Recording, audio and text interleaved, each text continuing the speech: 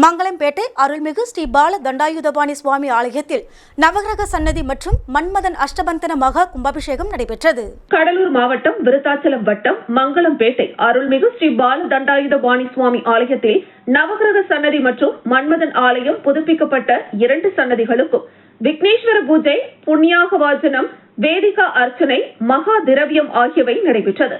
தொடர்ந்து சுந்தரமுருகன் குருக்கள் தலைமையிலான சிவாச்சாரியார்கள் வேத மந்திரங்கள் முழங்க 2ஆம் கால யாகசாலை பூஜை, கோ பூஜை, ரக்ஷாபந்தன், தொடர்ந்து மகா பூர்ணாகுதி, தீபாராதனை நடைபெற்று அஷ்டபந்தன மகா கும்பாபிஷேகம் நவகிரக சன்னதி மன்மதன் சன்னதிக்கு நடைபெற்றது.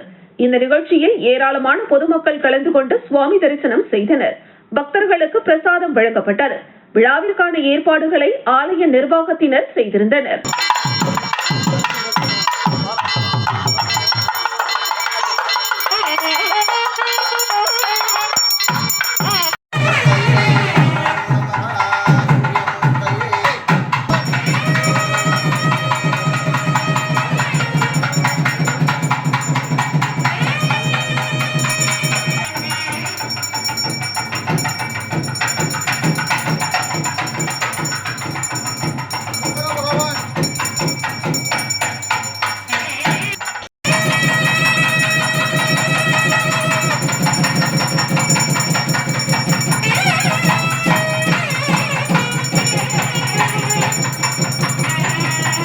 விழுப்புரம் மாவட்டம் திண்டிவனம் நகரம் 18வது வார்டில் நகரமன்ற உறுப்பினர் லட்சுமி பிரபா தலைமையில் தமிழக அரசின் வெள்ள நிவாரண நிதி வழங்கப்பட்டது.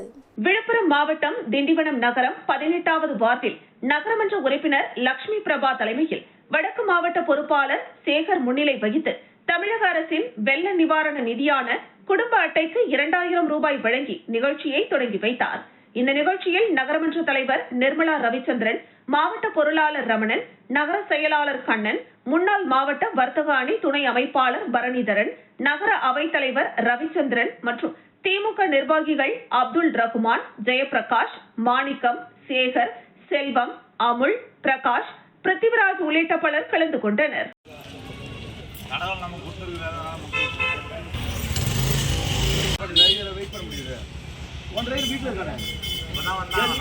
நம்ம 3 பேருமே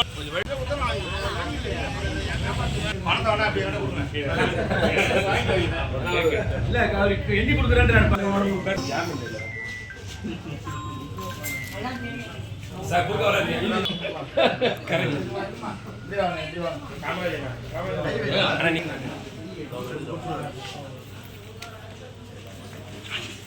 விழுப்புரம் மாவட்டம் திண்டிவனம் நகரத்திற்கு உட்பட்ட 27வது வார்டில் தமிழக அரசின் வெள்ள நிவாரண நிதியான 2000 ரூபாயை குடும்ப அட்டைதாரர்களுக்கு நகரமன்ற உறுப்பினர் ஷபியுல்லா வழங்கினார்.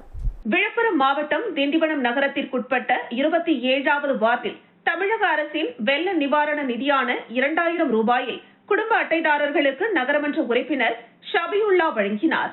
இதில் நியாய விலைக்கடை விற்பனையாளர் ரமேஷ், திமுக நிர்வாகிகள் ஷாகுல் அமீது, பாபு, ஷெரீப், ஷலீம், இதயத்துல்லா, ஜெயவேல், மோகன் உள்ளிட்ட பலர் உடனிருந்தனர்.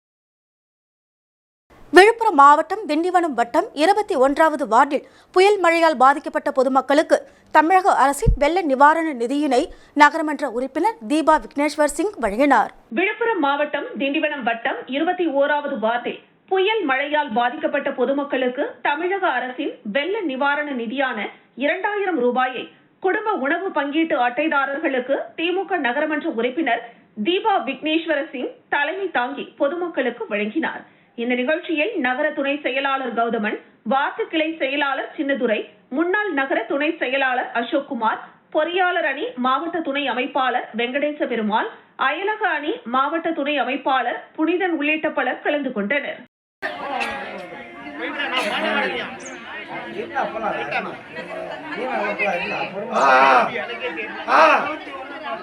வளத்துல பாதிப்பட்ட மக்களுக்கு ஆளுக்கு 5000 கொஞ்சம் சத்தம் போடாது என்ன பொருளை வீடியோ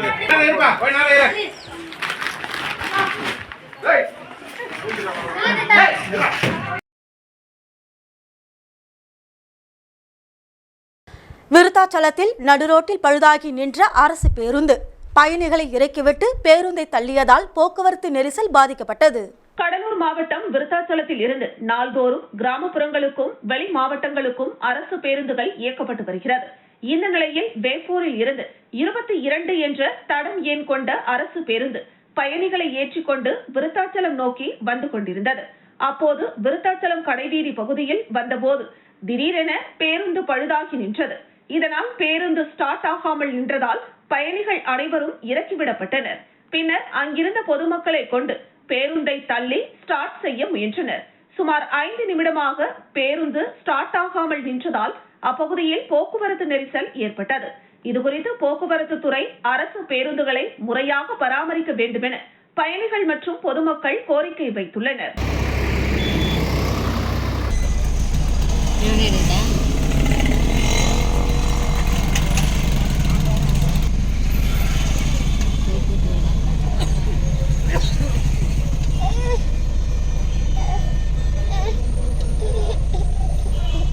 இருப்பா.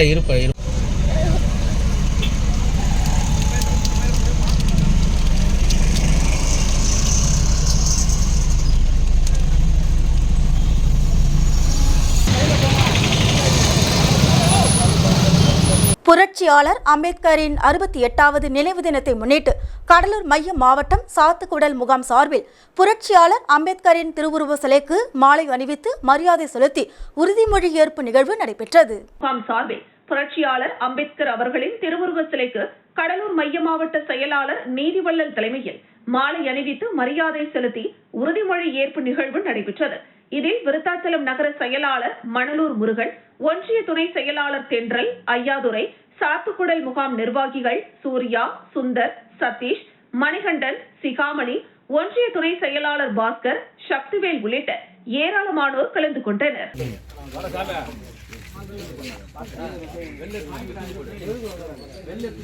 அடங்க மறுப்போம் அத்துமீறுவோம், திமிரி எழுவோம் திருப்பி அடிப்போம், திருப்பி அடிப்போம். தமிழர் தலைமையிலே சனாதனத்தை வேறறுக்க, ஜனநாயகத்தை வென்றெடுக்க, விடுதலை சிறுத்தைகள் உறுதியேற்போம். தலித் இஸ்லாமியர் எழுச்சி நாளில்,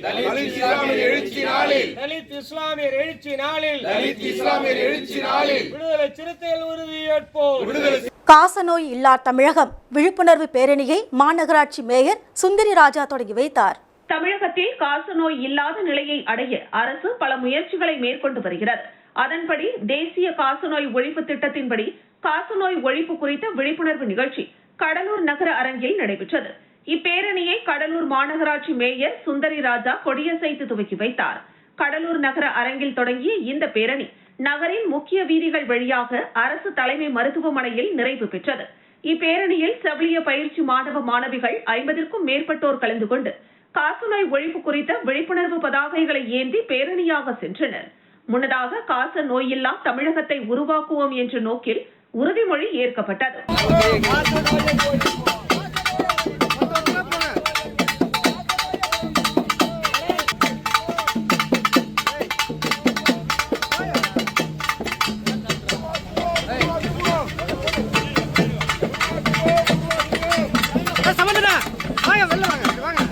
ஏற்படுத்திடவும் முழு மூச்சுடன் பாடுபடுவேன் என்று நான் உறுதியளிக்கிறேன். எனது மாவட்டத்தில் காசநோயால் பாதிக்கப்பட்ட நபர்களும் அவர்களது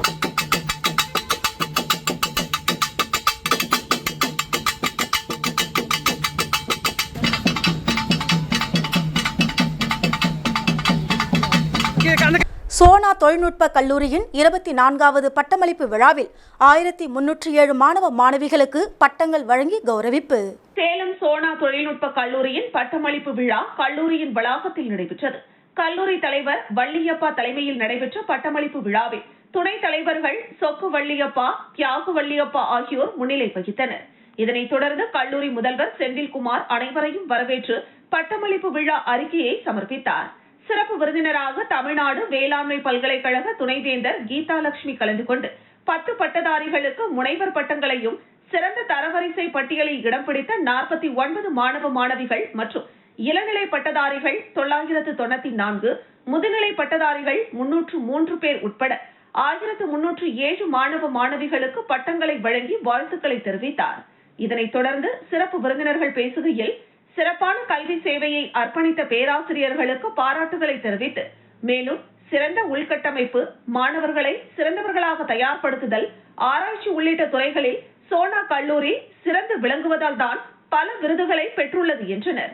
மேலும் சர்வதேச தரத்தில் செயல்பட்டு வரும் சோனா தொழில்நுட்ப கல்லூரியின் மாணவர்கள் எங்கு சென்றாலும் தனி சிறப்போடு விளங்கி கல்லூரிக்கு நற்பெயரை பெற்றுத்தந்து வருகிறார்கள் என்றும், இத்தகைய கல்லூரியில் பயிலும் வாய்ப்பு கிடைத்ததற்கு மாணவர்கள் பெருமைப்பட வேண்டும் என்றும் தெரிவித்தார். சோனா கல்வி குழுமத்தின் தலைவர் வள்ளியப்பா பேசுகையில், சவால்கள் நிறைந்த இன்றைய சூழலில் நவீன தொழில்நுட்பங்களை அறிந்து அதற்கேற்ப தங்களின் ஆற்றலை நாள்தோறும் வளர்த்துக் கொண்டு திறம்பட செயலாற்ற வேண்டும் என தெரிவித்தார். இந்த விழாவில் சோனா கல்வி குழுமத்தின் முதல்வர்கள், இயக்குநர்கள், துறை தலைவர்கள், பேராசிரியர்கள் மற்றும் மாணவ மாணவிகள், பெற்றோர்கள் என பலரும் கலந்து கொண்டனர்.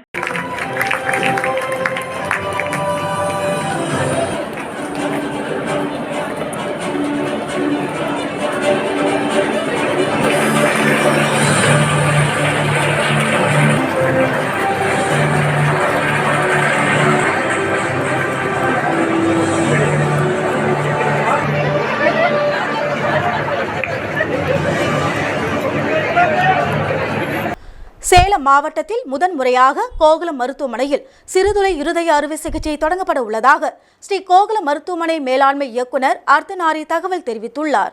மருத்துவத்தில் பல்வேறு சாதனைகளை படைத்து பொதுமக்களுக்கு சிறப்பான சேவை செய்து வருகிறது. ஸ்ரீ கோகுலம் மருத்துவமனையின் மேலாண்மை இயக்குநர் மருத்துவர் அர்த்தநாரி செய்தியாளர்களை சந்தித்தார்.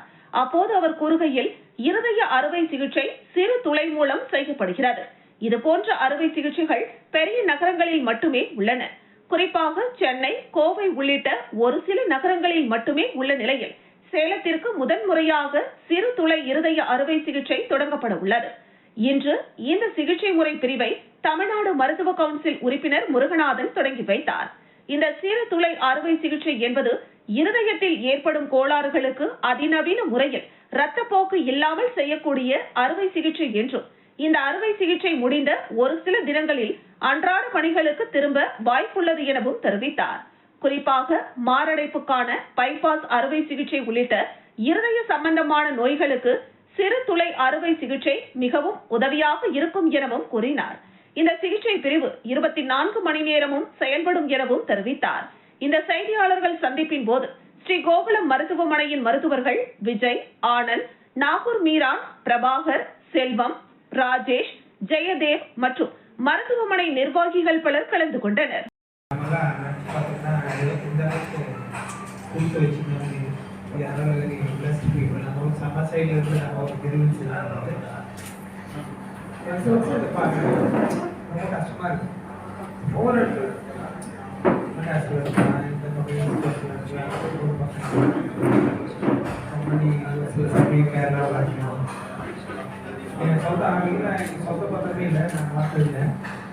நான்கு வழிச்சாலை போடப்பட்டதாலும், குளங்கள் மூடப்பட்டதாலும், பைபாஸ் சாலையில் கனரக வாகன சர்வீஸ் ஸ்டேஷன் அமைந்ததாலும், சர்வீஸ் ஸ்டேஷனிலிருந்து வரும் ஆயில் கழிவுகள் குளத்தில் கலப்பதால் மீன் வளர்ப்பில் பெரும் நஷ்டம் ஏற்பட்டுள்ளதாக மீன் வளர்ப்பில் ஈடுபட்டவர் வேதனை. திண்டுக்கல் மாநகராட்சிக்குட்பட்ட பொன்மாந்துறை புதுப்பட்டி செல்லும் சாலையில் உள்ள கொட்டப்பட்டி கிராமத்தில் உள்ள ஆலன்குளம் கிட்டத்தட்ட கொட்டப்பட்டி மட்டுமின்றி அப்பகுதியை சுற்றியுள்ள கிராமங்களுக்கு நிலத்தடி நீர் ஆதாரமாக இந்த ஆலன்குளம் விளங்குகிறது. மேலும் இந்த ஆலன்குளம் 3 வருடத்திற்கு ஒருமுறை அரசாங்கத்தால் ஏலத்தில் விடப்படுகிறது.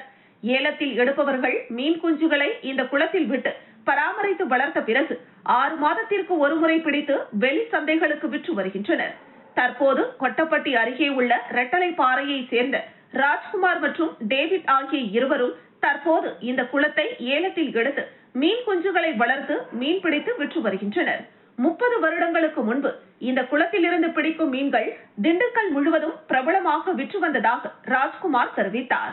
மேலும் ஆலன்குளத்தை சுற்றி சின்ன சின்ன குளங்கள் இருந்ததாகவும் தற்போது 4 வழிச்சாலை போடப்பட்டதால் சின்ன குளங்கள் மூடப்பட்டதால் பைபாஸ் சாலைகளில் கனரக வாகனங்கள் சர்வீஸ் ஸ்டேஷன் அமைத்து விட்டதால் இந்த சர்வீஸ் ஸ்டேஷனில் இருந்து வரும் எண்ணெய் கழிவுகள் குளத்தில் கலப்பதால் மீன்கள் செத்து மிதப்பதாகவும் மேலும் எண்ணெய் கழிவுகளால் செத்து மிதக்கும் மீன்களை வெளியில் அள்ளி போட்டு வேதனையுடன் தெரிவித்தார்.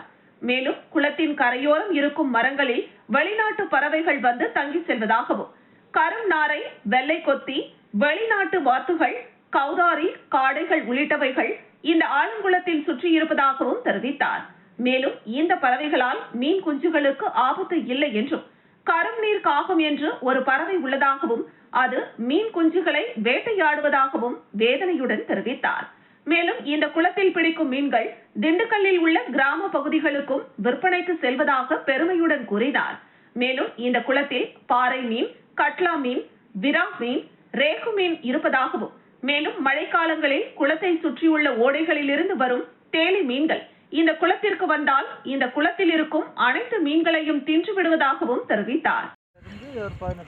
திண்டுக்கல் மாவட்டம் கொட்டப்பட்டி செல்லும் சாலையில் உள்ள ஆலான்குளம். கொட்டப்பட்டி செல்லும் சாலையில் உள்ள ஆலான்குளம். என்னுடைய பரப்பளவு சொல்லவா? ஐயா உங்கள் பேர் சொல்லுங்க. என் பேர் ராஜ்குமார். ராஜ்குமார். நீங்கள் எந்த ஊர் தானேங்க? ஆமாம், நான் ரெண்டலப்பாறை. ரெண்டலப்பாறையில் இருக்கீங்க. இந்த குளம் வந்து நீங்கள் தான் குத்தகை எடுத்துருக்கீங்க? ஆமாம், நானும் என்ன ஒருத்தர் சேர்ந்து பார்க்குறேன். டேவிட்ன்ற கான்டாக்ட் எடுத்து நான் அவரை பார்க்குறேன். சரிங்க. இது மழை காலத்தில் மட்டும்தான் அது இப்படி இருக்குங்களா? இல்லை இல்லை, இப்போ கிட்டத்தட்ட 10 மாதம் தண்ணி இருக்கும். தண்ணி இருக்கும், எப்பயுமே இருக்கும். 10 மாதம் குறையாமல் தண்ணி இருக்கும். இப்போ சமய காலமாக இந்த தண்ணி எல்லாம் இதெல்லாம் உண்டா வந்து சேர்ந்து வர்றதால எங்களுக்கு தண்ணி இந்த வண்டி கழுவுற தண்ணி எல்லாம் வருது. வண்டி கழிவு நீர்லாம் அந்த கலந்து வருது. அந்த எண்ணெய் ஆயில் எல்லாம் வருது. ஆமாம், அந்த லாஸ்ட்ல வர்றதால இந்த வருஷமெல்லாம் பார்த்தீங்கன்னா ஒரு 2 மாதத்துக்கு முன்னாடி ஒரு 3 டன் மீனுக்கிட்ட கரை பூரா செத்து போச்சு. மீன்லாம் செத்து போயிருது. நிறைய மீன் செத்து கழிவுனால. கடலூரில் வழிபாட்டு தலங்களையும் வக்பு சொத்துக்களை பாதுகாக்கவும் தமிழக மக்கள் முன்னேற்றக் கழக சார்பில் பெருந்திரள் ஆர்ப்பாட்டம் நடைபெற்றது. பாபர் மசூதி இடிக்கப்பட்ட தினமான டிசம்பர் 6ஆம் தேதியில் தமிழ்நாடு முழுவதும் இஸ்லாமிய அமைப்புகள் கண்டன ஆர்ப்பாட்டங்களை நடத்தி வந்தன. அதன்படி கடலூரில் தமிழ்நாடு முஸ்லிம் முன்னேற்றக் கழகம் சார்பில் கடலூர், கள்ளக்குறிச்சி, விழுப்புரம் ஆகிய மாவட்டங்களில் இருந்து சுமார் 2000த்திற்கும் மேற்பட்ட இஸ்லாமியர்கள் ஒன்றிணைந்து வழிபாட்டு தலங்களையும் வக்ஃபு சொத்துக்களை பாதுகாக்கவும் வேண்டி மத்திய பாஜக அரசை கண்டித்து கோஷங்களை எழுப்பி ஆர்ப்பாட்டத்தில் ஈடுபட்டனர்.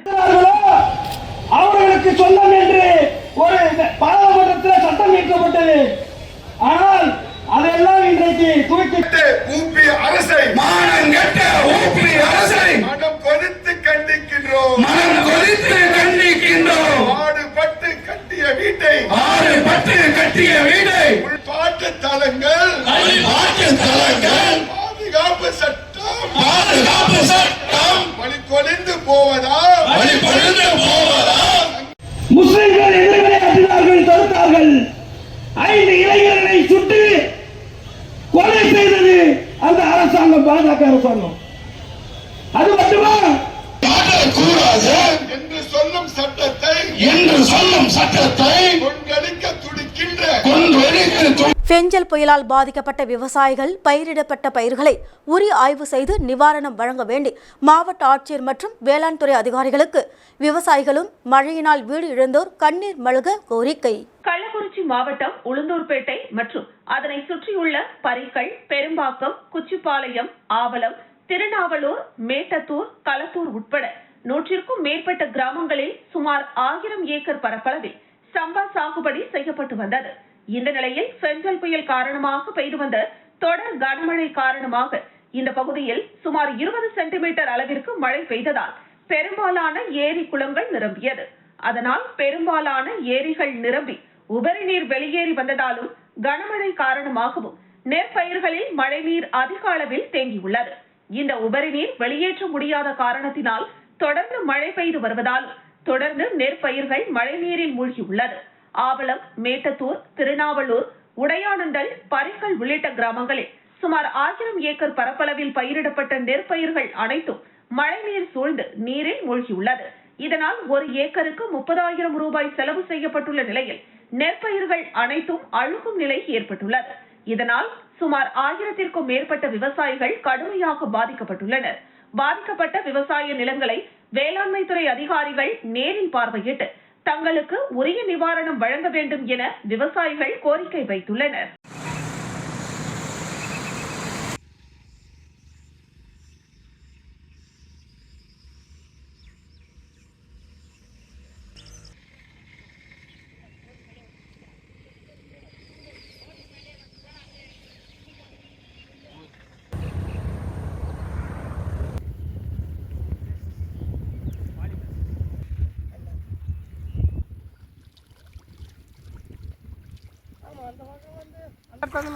போட்டுட்டு